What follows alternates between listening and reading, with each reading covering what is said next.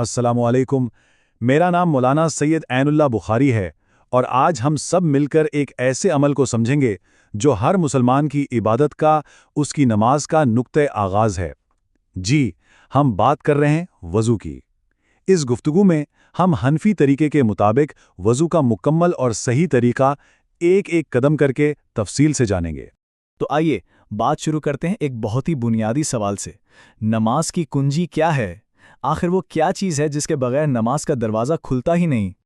और इसका जवाब उतना ही सादा है जितना गहरा। नमाज की कुंजी पाकी यानी तहारत है, और इस पाकी के दरवाजे तक पहुंचने का रास्ता है वुज़ू। तो समझे कि वुज़ू सिर्फ जिस्मानी सफाई नहीं है, ये असल में अल्लाह के हुजूर खड़े होने की रूहानी और जिस्मानी तैयारी का नाम है। आज हम किन किन चीज़ों पर बात करेंगे? सबसे पहले देखेंगे वुज़ू की बुनियाद क्या है, फिर इसके 4 लाज़मी अरकान, इसके बाद नबी करीम सल्लल्लाहु अलैहि वसल्लम का सिखाया हुआ मुकम्मल तरीका, फिर वुज़ू के कुछ आदाब, और आखिर में चंद अहम बातें करके अपनी गुफ्तगू मुकम्मल करेंगे। तो चलें सबसे पहले बात करते हैं वुज़ू की बुनियाद की। देखिए, हर इमारत की एक फाउंडेशन होती है ना, इसी तरह वुज़ू की भी एक बहुत मजबूत बुनियाद है जिस पर इसकी कबूलियत का इन्हिसार है। और इस बुनियाद को समझने के लिए फ़र्ज़ का मतलब जानना बहुत ज़रूरी है। फ़र्ज़ यानी वो अमल जो लाजमी है, जिसे छोड़ने की कोई गुंजाइश नहीं। अगर वुज़ू का कोई एक फ़र्ज़ भी छूट गया तो समझे वुज़ू हुआ ही नहीं, भले बाकी सब कुछ कितना ही अच्छा क्यों ना किया हो। तो अब सवाल यह है कि वुज़ू के वो कौन से सुतून हैं जिन्हें हम फ़राइज़ कहते हैं, जिनके बगैर वुज़ू का तसव्वुर भी नहीं। हनफी फ़िक़्ह में वज़ू के फ़राइज़ कुल 4 हैं। जी हाँ, सिर्फ 4। ये वो कम से कम आमाल हैं जिनका पूरा होना हर हाल में हर शख्स के लिए ज़रूरी है। पहला फ़र्ज़ है पूरा चेहरा धोना, यानी पेशानी पर बालों से लेकर ठोड़ी के नीचे तक और एक कान की नर्म हड्डी से दूसरे कान की नर्म हड्डी तक। दूसरा फ़र्ज़ दोनों बाजुओं को कोहनियों समेत धोना। तीसरा, सर के कम से कम चौथाई हिस्से का मसा करना। और चौथा फ़र्ज़ दोनों पांव टखनों समेत धोना। बस ये 4 काम वुज़ू की बुनियाद हैं। अच्छा, बुनियाद तो हमने समझ ली, लेकिन इबादत तो वो है जो हमारे प्यारे नबी सल्लल्लाहु अलैहि वसल्लम के तरीके के मुताबिक हो।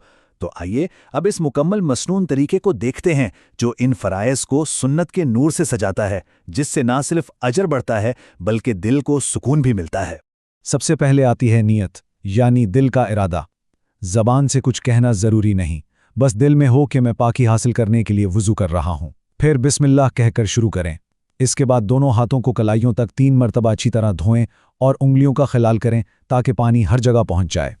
इसके बाद मिसवाक करना, ये एक बहुत ही प्यारी और ताकीदी सुन्नत है। फिर दाएं हाथ से 3 बार कुल्ली करें, और अगर रोज़ा ना हो तो गरारा करना अफजल है। इसके फौरन बाद 3 बार नाक में पानी चढ़ाएं और बाएं हाथ से नाक को अच्छी तरह साफ करें। ये ज़ाहिरी सफाई के साथ साथ अंदरूनी पाकीज़गी का भी जरिया है। अब बारी है चेहरा धोने की, जो कि पहला फ़र्ज़ भी है। और यहाँ एक खूबसूरत सुन्नत यह है कि अगर दाढ़ी घनी हो तो गीली उंगलियों से इसमें खिलाल किया जाए ताकि पानी जिल्द तक भी पहुँच जाए। ये इस बात की यकीन दहानी है कि कोई हिस्सा खुश्क ना रह जाए। चेहरा धोने के बाद पहले दायां बाजू और फिर बायां बाजू कोहनी समेत 3-3 बार धोएं। फिर गीले हाथों से एक ही बार पूरे सर का मसा करें और उसी तरीके से अलग पानी लिए बगैर कानों के अंदर और बाहर का भी मसा कर लें। हाँ, बाजू धोते वक्त एक बहुत अहम बात का ख्याल रखना है। अगर कोई अंगूठी या कड़ा पहना हो और वो तंग हो तो उसे हिलाकर उसके नीचे पानी पहुंचाना लाजमी है, वरना वो जगह खुश्क रह जाएगी और फ़र्ज़ पूरा नहीं होगा। सर और कानों के मसा के बाद हाथों की पुश्त से गर्दन के पिछले हिस्से का मसा करना एक पसंदीदा अमल है जिसे मुस्तहब कहते हैं। और आखिर में पहले दायां पांव और फिर बायां पांव टखनों समेत 3-3 बार अच्छी तरह धोया जाता है। और यहाँ भी एक सुन्नत है जिसका हमें ख्याल रखना चाहिए। बाएं हाथ की छोटी उंगली से पाँव की उंगलियों के बीच में खिलाल करें ताकि वहाँ भी पानी अच्छी तरह पहुँच जाए और सफाई मुकम्मल हो। ये छोटी छोटी चीज़ें हमारी इबादत में तवज्जो को ज़ाहिर करती हैं। तो ये तो था वज़ू का मुकम्मल तरीका। अब आइए कुछ ऐसे आदाब पर बात करते हैं जो इस अमल को सिर्फ एक रस्म नहीं रहने देते बल्कि इसे एक रूहानी तजुर्बा बना देते हैं। 2 बहुत अहम आदाब हैं।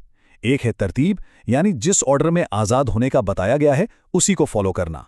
दूसरा है मुवालात, यानी एक उज़ू धोने के बाद इतनी देर ना करना कि वो खुश्क हो जाए, बल्कि फ़ौरन अगला उज़ू धोना। इससे अमल में एक तसलसल रहता है। पानी का इस्तेमाल, ये भी एक बहुत बड़ा अदब है। اسراف یعنی پانی کو بے تحاشا بہانا، اور تقتیر یعنی اتنی کنجوسی کرنا کہ اعضاء ٹھیک سے گیلے بھی نہ ہوں، یہ دونوں ہی باتیں ناپسندیدہ ہیں۔ اسلام ہمیں ہر کام میں اعتدال یعنی بیلنس سکھاتا ہے۔ تو اب ہم اپنی گفتگو کے اختتام کی طرف بڑھ رہے ہیں۔ وضو کا یہ پورا سفر ہمیں ایک اہم سبق سکھاتا ہے کہ اسلام میں جسم کی صفائی روح کی پاکیزگی کا پہلا قدم ہے۔ یہ صرف پانی سے دھونا نہیں، یہ گناہوں سے پاک ہونے کا ایک ذریعہ بھی ہے۔